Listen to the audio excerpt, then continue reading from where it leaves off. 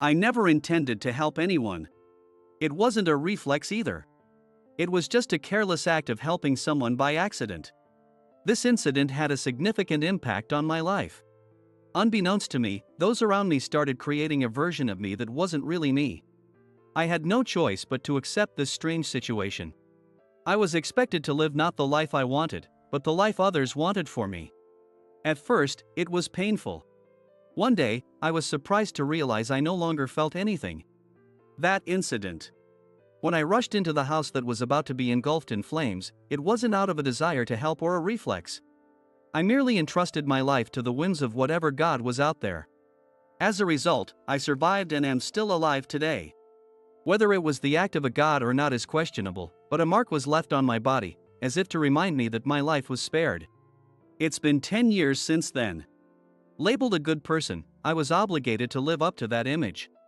The real me doesn't exist, it's the good person version of me walking through life.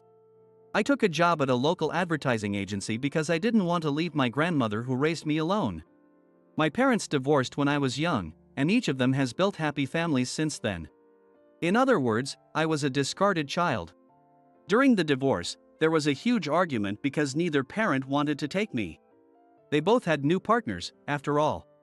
A child would be a burden in a divorce. I was raised by my grandparents. I don't think I was a problematic child, misbehaving or being a shut-in. My grandparents who raised me with love have passed away. In the spring, when there was no longer a reason for me to stay in my hometown, a transfer order suddenly came my way. It was a transfer to the head office's sales department. Seeing this as an opportunity, I quickly sold the house and land I inherited from my grandparents and prepared to start a new life in a new place. But all that effort was wasted on the first day. David is a person full of integrity and courage, who once saved a girl's life by rushing into a burning house when he was in high school. Tom, the manager, introduced me this way during the morning assembly on my first day after the transfer, and my world went dark. I wanted a fresh start. I was serious about it. But my new colleagues looked at me the same way people in my hometown did. In that moment of despair, it was clear that even here, I couldn't be my true self. That personal story doesn't matter. A cold, exasperated voice said. I instinctively looked to see who spoke. There stood a woman with long, loosely curled hair, sharply dressed in a suit. She looked like a career woman and seemed unapproachable. But she was incredibly beautiful. I could believe it if someone said she was an actress. Her makeup was flawless, and her posture was perfectly straight. She exuded confidence. David, this is our chief, Anna. She will be your direct supervisor. Tom addressed me, seemingly ignoring her words. It looked like she would be my mentor as well. I'm David. Nice to meet you. I greeted her. She looked me up and down, as if appraising me. I got a slightly unpleasant feeling. I'm Anna. Prove your worth to me by working hard, she said, completely dismissing my attempt to reach out. I sighed deeply inside. My new life seemed full of challenges, and I worried if I could make it. I couldn't imagine myself working well with this beautiful but stern boss. The only saving grace was the kindness of my colleagues. They quickly accepted me, the newcomer, and taught me the ropes, despite my lack of sales experience. Thanks to their help, I managed to fit into the new workplace by the end of the first month. Every day, I faced reprimands and harsh words from Anna. Initially, her words made me upset and depressed, but upon reflection, I realized she wasn't wrong. After that realization, I could accept her harsh words more sincerely. As a result, my sales performance began to improve rapidly. Now, I am grateful to her. It looks like you've finally grown into a decent employee. Let's have the welcome party we've postponed, Anna said to me around 2 months after my transfer to the head office. The welcome party was supposed to be held when I first transferred. The one who put a stop to it was, of course, Anna. She directly appealed to Tom, insisting that I needed to learn the job first before having a welcome party. I also asked him, please prioritize work, next to Anna. The fact that a welcome party was being planned meant I had met Anna's standards. I was more pleased about that than the actual party and couldn't help but grin. Thank you. You're still just halfway there. Anna gave a wry smile in response to my loud expression of gratitude. It was the first time I saw her smile. even if it was just a wry smile. Even so, she looked incredibly attractive. The welcome party was held at a small Spanish restaurant that we had rented out. It had a small courtyard with tables, creating an open and inviting atmosphere. My colleagues seemed to be in high spirits in this relaxed setting. After the initial greetings and a toast, everyone started eating and drinking freely. This kind of party was a new experience for me. It felt very urban, making me feel a bit out of place as someone from the countryside. As I reacted appropriately to the conversations of my teammates, I thought about this. It made me realize that I still hadn't quite adjusted to this city. I sighed quietly, trying not to draw attention, and looked around the venue for a quiet spot to drink. In the courtyard, I noticed Anna sitting alone on a bench, sipping her drink. I discreetly slipped away from my colleagues, grabbed a few pinchos on a plate, and approached her. "Anna, may I sit here?" I asked softly. She looked up from her drink and glared at me. Her eyes were slightly red, which was surprisingly alluring. She seemed tipsy, but her gaze was steady. I might have chosen a bad time to approach her.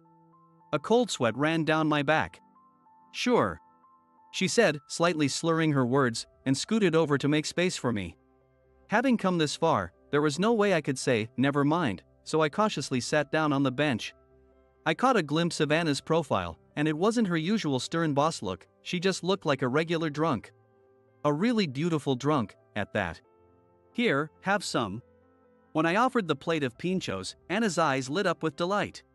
The contrast with her workplace demeanor left me speechless. "You are thoughtful." "Thanks." She happily munched on a pincho, clearly in high spirits. She swung her legs like a child, causing her elegant high heels to dangle precariously from her toes. "You seem in a good mood." "I just love good food and good drinks." She reached for a second pincho as she spoke. It was clear she had been drinking quite a bit.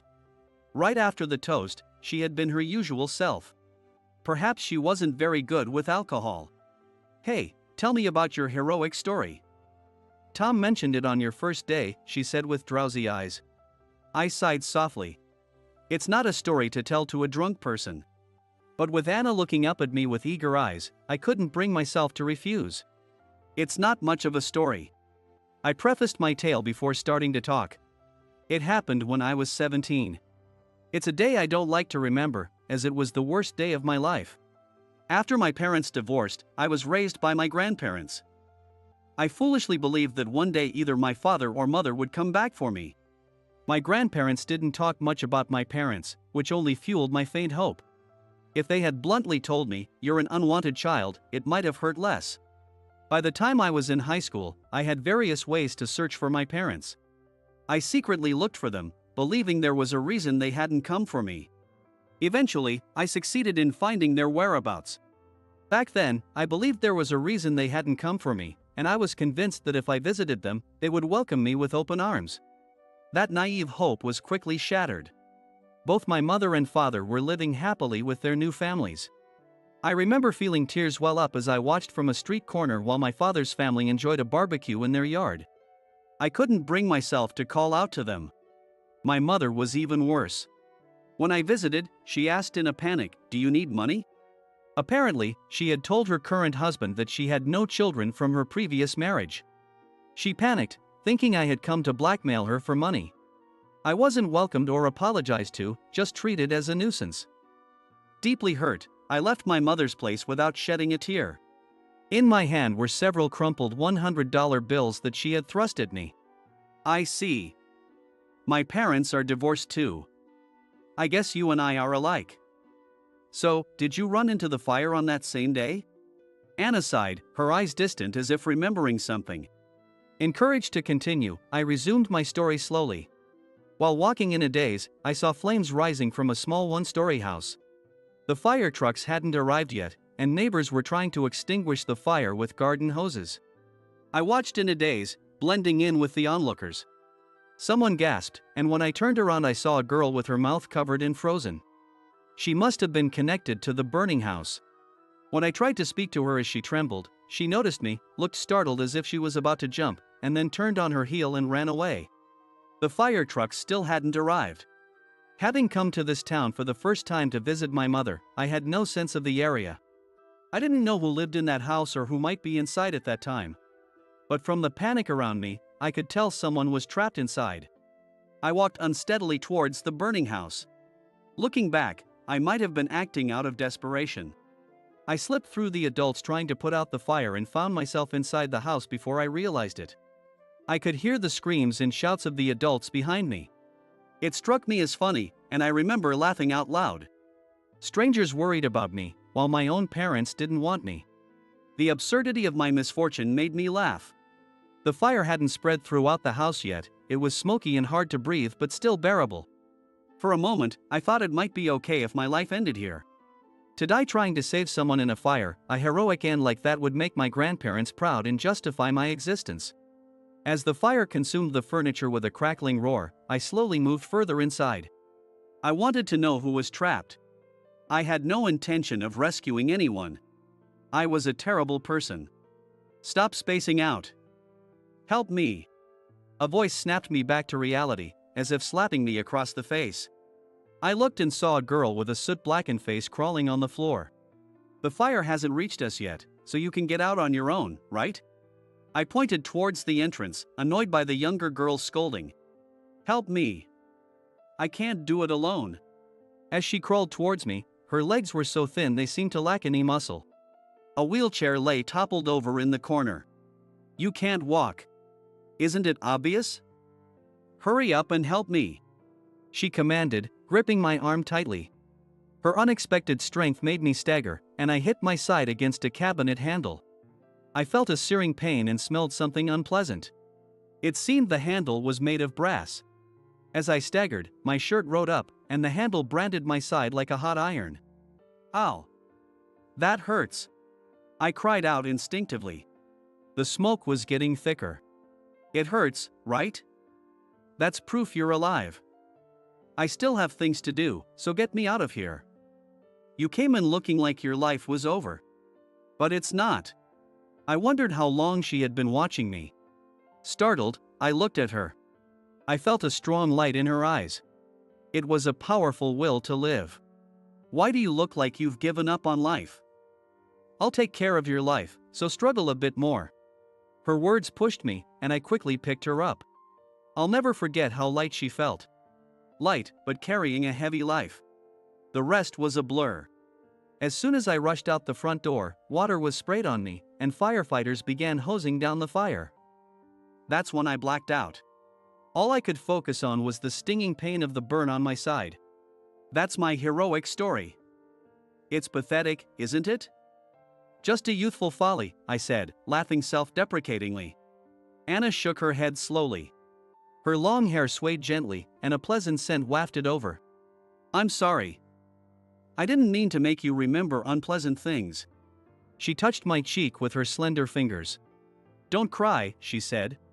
Startled, I touched my cheek and realized I had been crying without knowing it. I suddenly felt embarrassed and covered my face with both hands. Please don't look at me.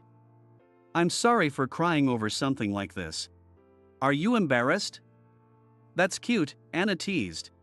Her words made me even more embarrassed, and I couldn't lift my head. Want to hear an embarrassing story of mine? Without waiting for my response, Anna began to speak. She told me about her childhood. Like me, she had desperately searched for her divorced parents. The difference was that my parents weren't happy. Her father was lost to alcohol, and her mother, who had always been mentally fragile, was living in a mental hospital. Neither my mother nor my father recognized me. It's laughable, right? I couldn't help but look up at her after this unexpected confession, meeting her shy smile. So, I understand your despair. She said this quietly, looking straight into my eyes. After that, I had an argument with my childhood friend. Feeling desperate, she visited her childhood friend's house and talked about her parents. She laughed self-deprecatingly, saying she just wanted some comfort. But instead of comforting her, her friend laughed at her story. Her friend said, kids grow up without parents, and life goes on, which made Anna so angry that she pushed her friend and ran away. And then things got really bad. She stopped talking at that point. Sensing it wasn't the right time to ask for more details, I averted my gaze. A pair of expensive-looking high heels lay discarded nearby. The discarded high heels reminded me of the toppled wheelchair from that time. Slowly, I stood up, picked up the heels, and gently placed them on Anna's left foot. "Thank you," she said in a barely audible voice. I could only nod in response. From that day, after sharing our secrets, the distance between Anna and me gradually lessened. She remained a strict boss at work, but we began to share private moments, like meals and movies. Although we both felt a mutual attraction, we couldn't seem to cross the line. We shared many frustratingly ambiguous moments. "David, what should I do?" One day, after work, Anna stopped me, looking pale. I had never seen her so shaken. "What's wrong? You look really pale."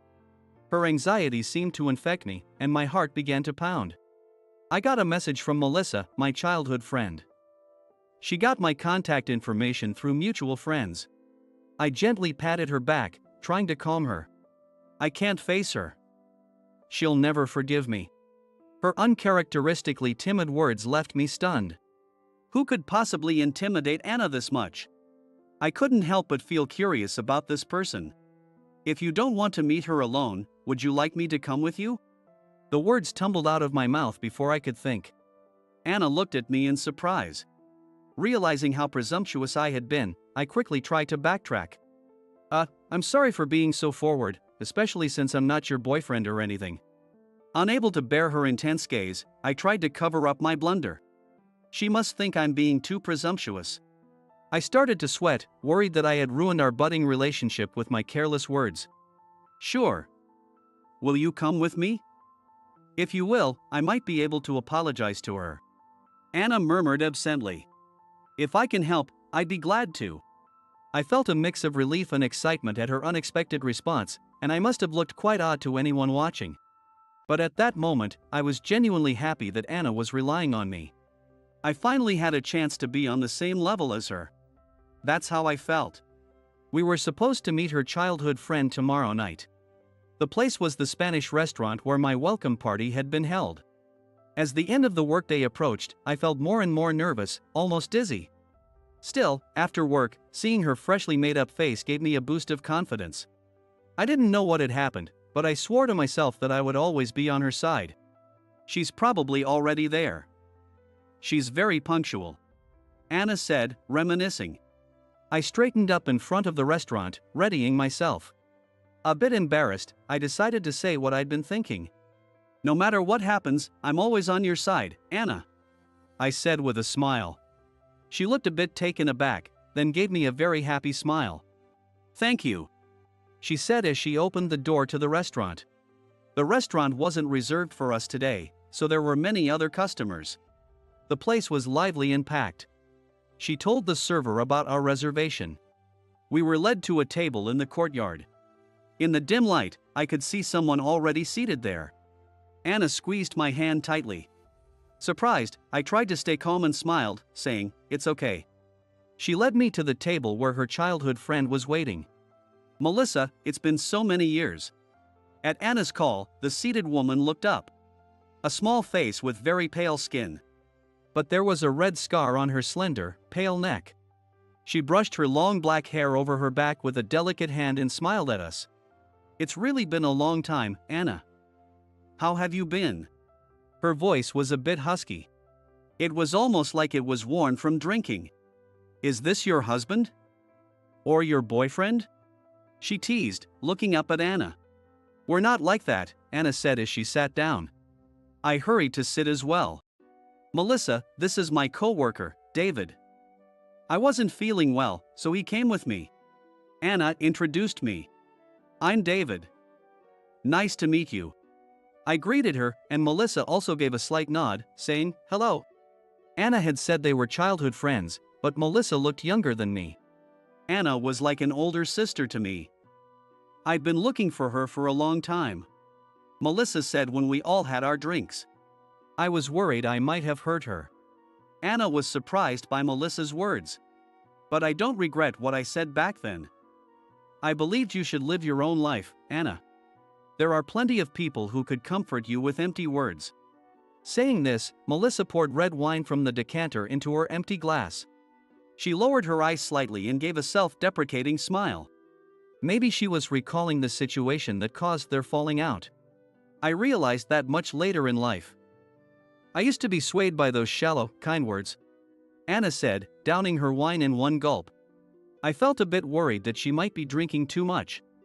As an apology, I'll prove that you can shape your own destiny. That's why I found you, Anna, Melissa said, clicking her heels and standing up from her chair. I watched her casually, not thinking much of it. But Anna, beside me, widened her eyes in shock, unable to speak. She seemed to forget to breathe for a moment. This is the future I achieved on my own.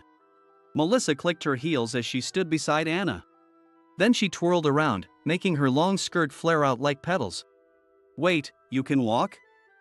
How? Why? How? Anna repeated how in confusion, and Melissa smiled wryly. I couldn't just talk big to you without proving it myself. The rehab was tough, but I managed. Sorry it took so long, Melissa said, and tears welled up in Anna's eyes. Apparently, Melissa had been in a wheelchair. Now, she was spinning around in front of us, fully recovered. It must have taken a tremendous amount of rehab and effort. And you, stand up for a moment, she commanded with a slender finger. I stood up, confused, and the next moment, she yanked my shirt out of my pants and looked at my side. I was stunned by the sudden action. I knew it.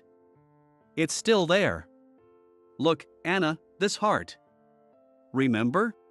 Melissa laughed, pointing at my side, urging Anna to look. With tears still in her eyes, Anna peered at my side. There was the scar from the burn.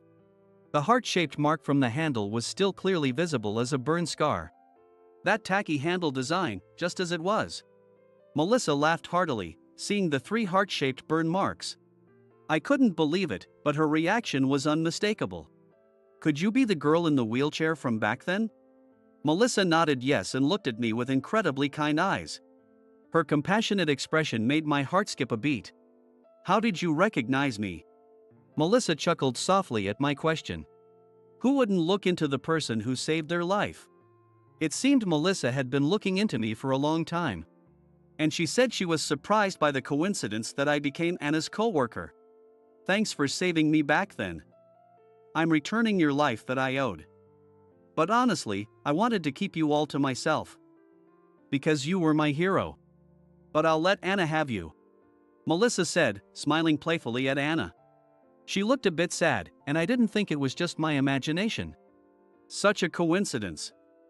So, you saw me run away scared when the fire broke out, David? Anna's words brought back the memory of the girl with a pale face running away from the scene. That was Anna. It feels like divine intervention. But I'm satisfied now that everything is resolved.